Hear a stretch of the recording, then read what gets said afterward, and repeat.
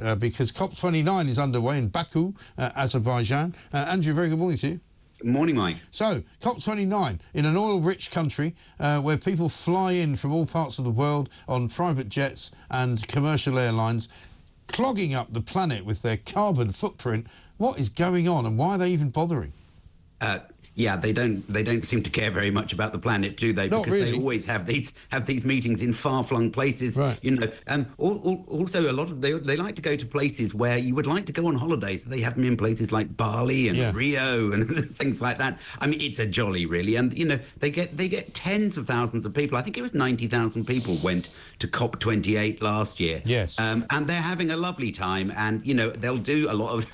The story seems to be that they're going to do a lot of oil deals this time. Well, you know what happened last time? The last one was in Dubai, I think, wasn't it, COP28? And they were all terribly taken aback and shocked when the Emirati leader of Dubai, basically the Crown Prince of whatever he is, said, actually, oil and gas is the way forward. And it's all a bit embarrassing, wasn't it?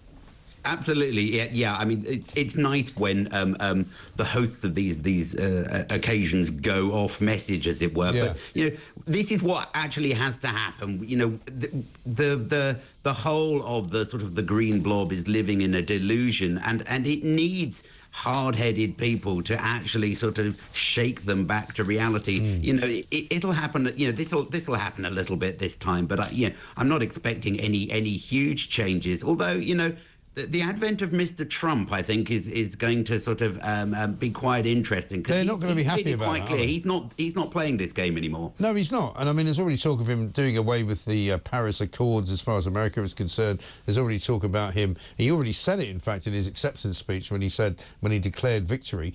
He called it liquid gold. We're going to be exploring more in the Americas for gas and oil, because that is the future. He's not interested in regenerative wind or solar power. He's interested in oil, gas and liquid gold.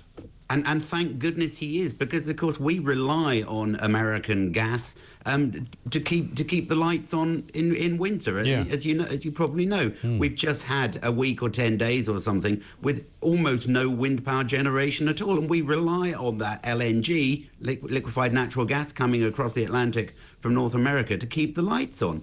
So yeah, let's hope they do keep fracking. If we had any sense, we'd be doing the same thing here. As you probably know, we have huge quantities of gas under Lancashire that we're just refusing to exploit. And you know, this is, as I said before, it's a delusion. We need to start being very hard-headed about our energy future, because it's looking quite dodgy. If this winter's cold, we may have serious problems here this winter. Well, exactly right, because I'm reading a piece in the paper this morning saying gloomy weather may get the spirits down, but actually it's also putting a damper on the UK's power output, because it's been a particularly mild November so far, and it hasn't been terribly windy. And as a result, it would appear that basically the energy that is possible to generate through solar power and wind power has been practically negligible. And Peter Hitchens has been putting out a daily kind of briefing on what the national grid is doing, and basically for the past, I think, week and a half, 2 weeks, it's been almost 80 to 90% fossil fuels. Yeah, absolutely. And it looks as though, I mean, I think there's going to be a little bit more wind in the coming week, but not a huge amount more. So it is still going to be mainly fossil fuels for the next week. And people have these insane ideas that we can just use wind power and that we'll somehow store the energy for weeks at a time. It's absolute nonsense. The cost of storing it is so absurd. It is utterly impossible. But we still have our political classes who are living in this dream world that this can change in the future. Well, the House of Lords is... Ed Miliband is sort of deranged about this. I mean, every time you see him putting out one of his tweets about whatever it is he wants to do, I mean, he looks like somebody who's been captured by some kind of bizarre kind of cult, and he's just issuing these ridiculous sort of truths that nobody believes. I mean, how about this? 3 weeks ago, on October the 20th, wind was producing 60.8% of Britain's power, right, during the 8 a.m. to 9 a.m. rush. But in the same time slot on Tuesday of last week, it tumbled to just 3%. So it's clearly not reliable, is it?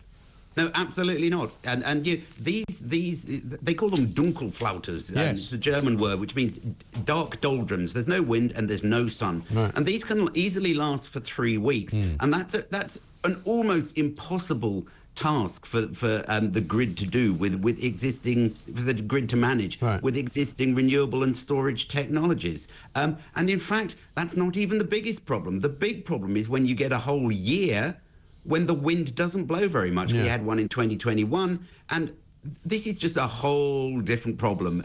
So people aren't even addressing these issues. They're just living in a delusion, and I guess they're all hoping that they will have been retired by the time the whole thing falls apart. And we mustn't let them get away with it any longer. We must really be putting the politicians on the spot and saying, you are lying to us. This is not going to happen. You need to change direction.